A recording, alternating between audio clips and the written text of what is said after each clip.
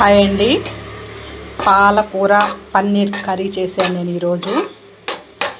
ఇవి డెలివరీ అయిన వాళ్ళు తింటే పాలు పడతాయంట. అందుకోసం మాకు డాక్టర్ గారు చెప్పారు. అందుకని పాలకూర పన్నీర్ చేశాను. ఈవిడేమిటా ఇది చెప్తుంది, కర్రీ చూపించి అనుకుంటారా? మా పాపకి పోయిన శుక్రవారం డెలివరీ అయింది, పాప పుట్టింది.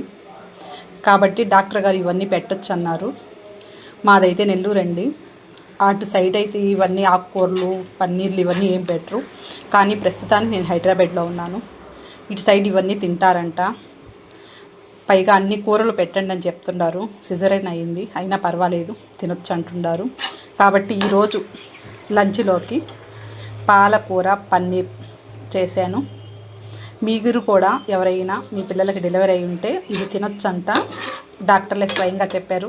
కాబట్టి ఏమీ సంకోచించకుండా మీరు కూడా పెట్టి చూడండి.